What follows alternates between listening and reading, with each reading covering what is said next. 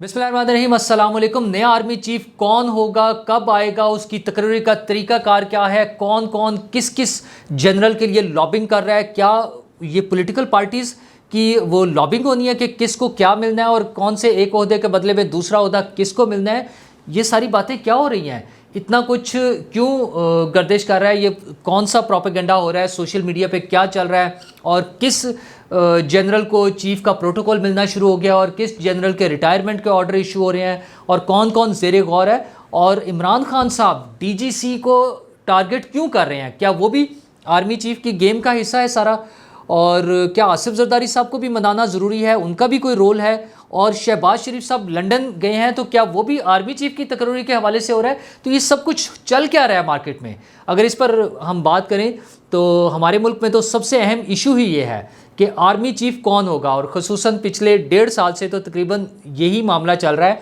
कि army chief कौन होगा, किसको लगाया जाएगा, कौन सीनियर है, कितने नंबर्स आ रहे हैं। मतलब हमारी पूरी कौम इस मसले पर लगी हुई है। दुनिया भर में आर्मी चीफ चेंज होते हैं, उनकी एक सर्टन टेन्योर होता है, वो अपना पूरा करते हैं, उसके बाद नए आ जाते हैं। मुमकिन है कुछ जगहों पे एक्सटेंशन भी होती होगी, लेकिन हमारे यहाँ तो लगता है सारे मुल्क का निज़ाम, हमारा निज़ाम सियासत, निज़ाम हुकूमत, पॉलिटिकल पार्टीज़, अपोजिशन, अदालत, एडमिनिस्ट्रेशन, हर कोई सिर्फ एक ही चीज़ को देख रहा है कि आर्मी चीफ कौन आना है।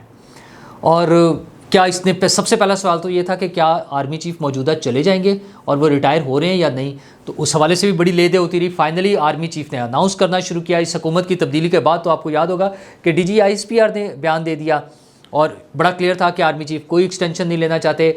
फिर उसके बाद आर्मी चीफ ने अमेरिका में बात की, फिर यहाँ पे NDU में बात की, उन्होंने कहा मैं तो जा रहा हूँ। उन्होंने अपनी डेट बता दी कि 28 नवंबर के बाद 29 नवंबर तक जा रहे हैं। अभी भी पिछले 9 जगहों पे ये बात हुई है, उन्होंने कहा 28 तक मैं आर्मी चीफ हूँ, तो 29 को वो रिटायर हो जाएंगे। ये सारी बातें होती रही हैं, लेकिन अभी भी मार्केट में ये बातें गर्दिश कर रही हैं। सोशल मीडिया पर अगर आप देखें तो वो जो भगोड़े कह लें या पुराने फ़ौजी कह लें, अजीबोगरीब सी बातें कर रहे हैं। वो एक आदिल राजा साहब हैं, वो पाकिस्तान से तो चले गए हैं, PTI की मोहब्बत में वो जो भी प्रोपेगेंडा करते हैं उन्होंने फिर से वो लगाया हुआ है कि आर्मी चीफ को एक्सटेंशन दी जा रही है शायद।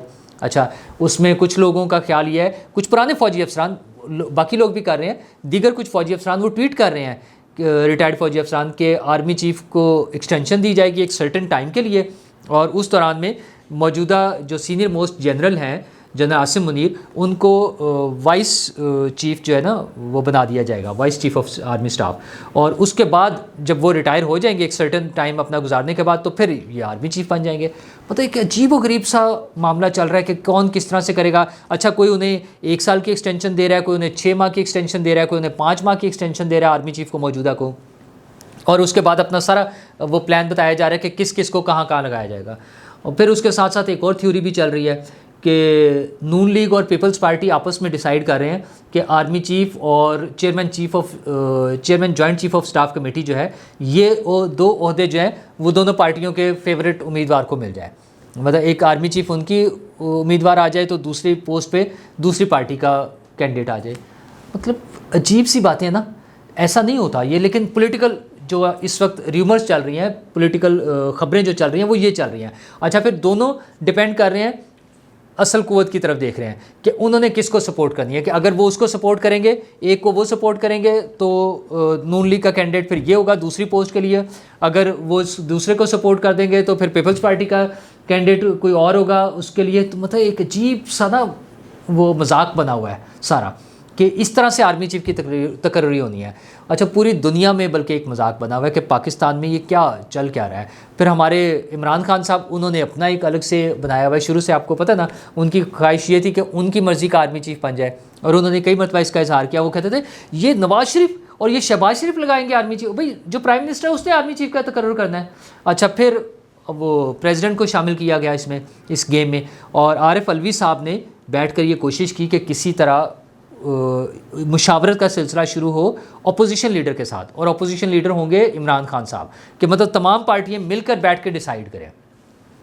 एक इंतहाई गैर आइनी किस्म का वो ख्याल था, क्योंकि आइन में बड़ा क्लियर दिया हुआ है कि आर्मी चीफ के तकर्रुर के लिए सिंपली एक समरी जाएगी आर्मी की तरफ से, और उसमें से जो सीनियर मोस्ट जनरल्स की समरी जाएगी, उसमें से एक जनरल को वो अपॉइंट कर देंगे बतौर आर्मी चीफ, और एक को chairman joint chief of staff committee, बस दैट्स इट। मतलब कितना सिंपल सा फॉर्मूला है, लेकिन अजीब वो जो है ना एक हंगामा बरपा है कि किसने बनना है। अच्छा, फिर वो नंबर 1 वाला बनेगा या नंबर 1 वाला रिटायर हो जाएगा तो फिर वो कौन नंबर 1 पर आ जाएगा, उसके साथ नंबर 2 पे कौन होगा, और नंबर 4 या 5 को स्किप करना है तो फिर नंबर 5 या 6 वाला जो आ जाएगा उसको लेकर आएंगे, उसको वो फलां पार्टी का फेवरेट है तो उसको ऊपर लाएंगे, तो फिर वो ये लोग सुपरसीड हो जाएंगे और ये पोजीशन दी जाएगी। और तारीख में फिर वाक़यात ढूंढे जा रहे हैं कि जूनियर को chairman joint chief of staff committee भी बनाया जा सकता है और फिर सीनियर उसके अंडर जो है आर्मी चीफ के तौर पर होगा।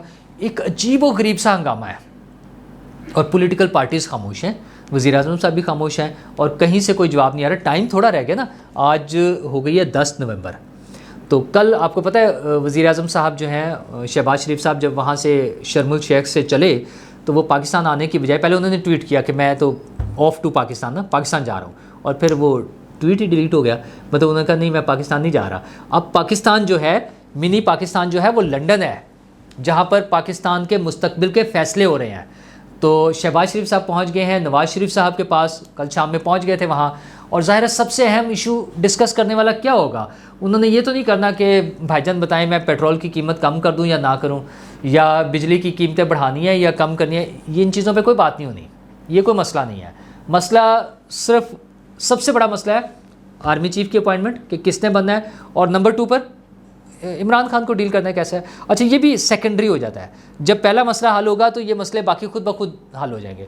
पाकिस्तान आपको पता ना कल उसमें पहुंच गया है फाइनल में क्रिकेट के, world cup T20 world cup जो हो रहा है। तो हमारा जो सियासत का वर्ल्ड कप खेला जा रहा है ना, उसका अभी यही नहीं फाइनल हो रहा कि उसका अंपायर्स कौन होंगे, तो टीमें तो फिर बाद में डिसाइड होंगी कि फ़ाइनल किसने खेलना है। तो अभी तो लीग मैचेस में ही फंसे हुए हैं और अंपायर ही नहीं डिसाइड हो रहे हैं कि कौन होगा। अच्छा, ये अंपायर चेंज होगा, कौन आएगा, कौन जो है मेन अंपायर होगा, कौन लेग अंपायर होगा, और फिर कौन कौन सी टीम खेलेगी उसके बाद डिसाइड होगा ना, फिर थर्ड अंपायर कौन होगा। तो ये अभी वही नहीं डिसाइड हो पा रहा है। तो हमारे यहाँ सबसे अहम इशू यही है कि वज़ीर-ए-आज़म साहब वहाँ बैठे होंगे, बातचीत होगी, आसिफ ज़रदारी साहब को भी उसमें लूप में लेंगे। ज़ाहिर है इत्तेहादी हुकूमत है, मेरे ख्याल में तो मौलाना फजलुर रहमान साहब को भी उसमें मुशावरत में शामिल किया जाएगा।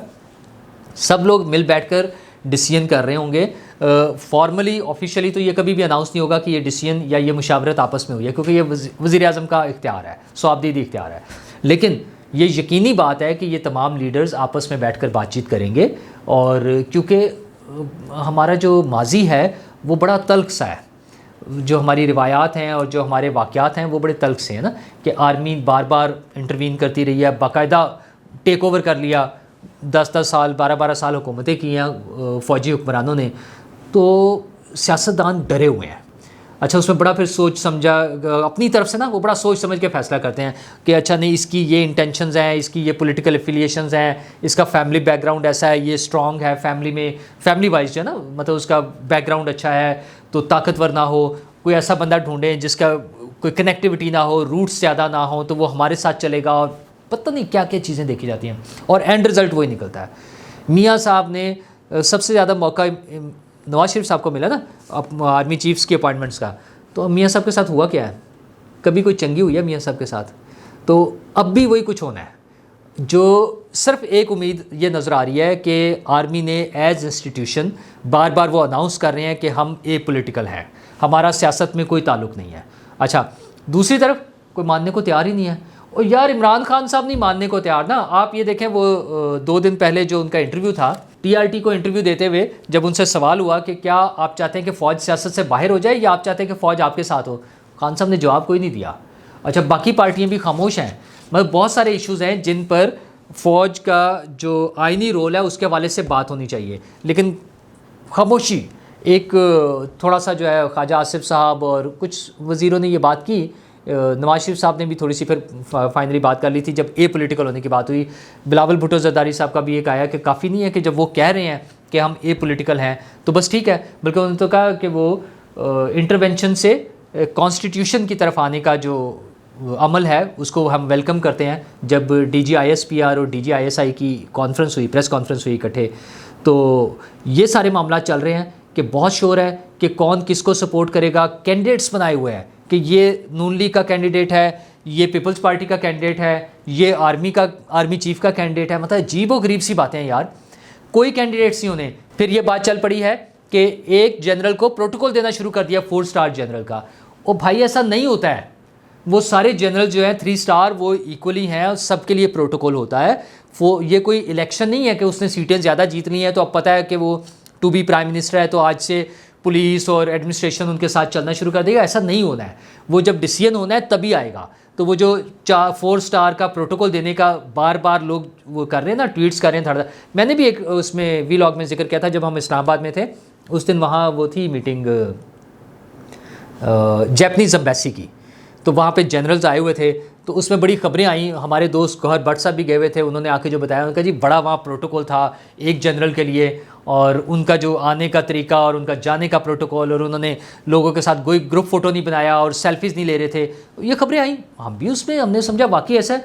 और अगले दिन वो सब सहाफ़ियों ने, हमारे दोस्त हैं सुहेल चौधरी साहब, उन्होंने अपनी धड़ाधड़ तस्वीरें लगाई आर्मी चीफ के साथ, उनके साथ जनरल्स के साथ खड़े हुए हैं, जिसमें जनरल आसिम मुनीर भी हैं और दीगर जनरल्स के साथ। ये तस्वीरें हम आपको दिखा सकते हैं, तो वो तस्वीरें वहाँ मौजूद हैं। और बल्कि वो तो आई थिंक नेवी के ऑफिसर्स के साथ भी उन्होंने अपनी तस्वीरें शेयर की हैं। तो वो तस्वीरें बन रही थी, कोई एक्स्ट्रा प्रोटोकॉल नहीं था कि उनको अलग से कर दिया जाता, उनकी तस्वीर नहीं आ सकती थी। वो तस्वीरें चली हैं सब, और वो सोशल मीडिया पर भी गर्दिश कर रही थी, वो आ गई हैं सारी। अच्छा, फिर अब एक नई चीज़ आ गई है, वो आदिल राजा साहब कह रहे हैं कि जनाब आसिम मुनीर साहब की जो है रिटायरमेंट का वो शुरू हो गया है, लेटर इशू हो गया है फ़ौज में। यार क्यों हो गया है? मतलब हम क्यों फ़ौजी जनरल्स को, वो सारे कैरियर ऑफिसर्स हैं, अच्छा उनकी कोई पॉलिटिकल इंटेंशंस नहीं है, वो अपना काम कर रहे हैं, हम उनको पॉलिटिसाइज कर रहे हैं। ये इमरान खान साहब का एजेंडा था कि इनको इतना ज़्यादा पॉलिटिसाइज कर दें कि जो भी आए इमरान खान साहब गंद मचाते रहे बैठ के। और ये जो डीजीसी को इन्वॉल्व कर रहे हैं, वो भी सिर्फ ये वजह है कि वो ये शो करना चाह रहे हैं कि देखें मैं गंद मचा सकता हूँ, और वो उनकी एफिलिएशन एक जनरल के साथ शो करके कि ये किसी एक के चहीते हैं और वो दूसरे किसी और के चहीते हैं। वो जो फ़ौज में डिवीज़न का उनका कॉन्सेप्ट है ना, कि लड़ाई हो आपस में, सिर्फ वो ये चाहते हैं कि आपस में लड़ाई हो, तो वो ये लड़ पड़े, नफ़रतें पैदा हों, लोग फ़ौज के ख़िलाफ़ हों, एक फ़ौजी दूसरे के ख़िलाफ़ हो, ये सरासर ज़्यादती है। मुल्कों की फ़ौजें नहीं बनती, फ़ौजों को डिसमेंटल नहीं किया जाता। फ़ौज के लिए तमाम पार्टीज़ का आज तक जो स्टांस था वो ये था कि फ़ौज अपना आइनी किरदार में आए, पॉलिटिक्स में ना आए। कोई भी पॉलिटिकल पार्टी ये नहीं चाहती थी कि फ़ौज को नुकसान पहुंचाएं, फ़ौज को एज इंस्टीट्यूशन नुकसान पहुंचाएं। ना वो आसिफ जरदारी साहब चाहते थे, ना नवाज़ शरीफ साहब चाहते थे। हाँ, पॉलिटिकल रोल के ख़िलाफ़ थे। इमरान खान साहब का मसला ये है, वो कहते हैं पॉलिटिकल रोल हो लेकिन मुझे बचाएं, मेरी फेवर में हो। तो और उसी वजह से वो सारा शोर मच रहा है कि आसिफ जरदारी साहब को मनाने की कोशिश हो रही है और पॉलिटिकल पार्टीज़ हैं। ये कुछ भी नहीं होना, बड़ा स्मूथली ये 19-20 के बाद एक समरी आएगी, प्राइम मिनिस्टर के पास जाएगी, प्राइम मिनिस्टर ने उसमें से एक नाम सेलेक्ट करना है, जो कि वो काफ़ी हद तक अपना माइंड बना चुके हैं। उसके भी बार बार नाम आ रहे हैं ना चीज़ों के, लेकिन हमें उसमें पढ़ने की ज़रूरत ही नहीं है यार। जब वो उन्होंने कह दिया कि वो एपॉलिटिकल हो गए हैं, उनका सियासत में रोल नहीं है, तो फिर जो मर्जी आए, जो मर्जी हो जाए प्राइम मिनिस्टर, वो आर्मी चीफ ना, क्या फ़र्क पड़ना है हुकूमत को? अगर वो अपने आइनी हदूद में रहते हुए हुकूमत के साथ, मतलब वो जो अपनी आइनी जिम्मेदारियाँ पूरी करें, तो that's it, that's enough for any political government. वो नून लीग हो, वो पीपल्स पार्टी हो, वो JUI हो, वो MQM हो, वो इमरान खान साहब की PTI हो, पता नहीं PTI किसकी होगी। जब अब नया सूरत हाल बनेगी तो हम देखेंगे। तो ये फ़ौजियों को पॉलिटिसाइज़ करना छोड़ दें और हम इस बात पे छोड़ दें। बहुत सारे इश्यूज़ हैं इस मुल्क के लिए, लोगों की खिदमत करने के लिए, सैलाब ज़दगान की मदद करने के लिए, लोगों को सहूलतें मुहैया करने के लिए, चीज़ों की कीमतें कंट्रोल करने के लिए, इकॉनमी को बेहतर करने के लिए, इन सारी चीज़ों पे तवज्जो देने की ज़रूरत है।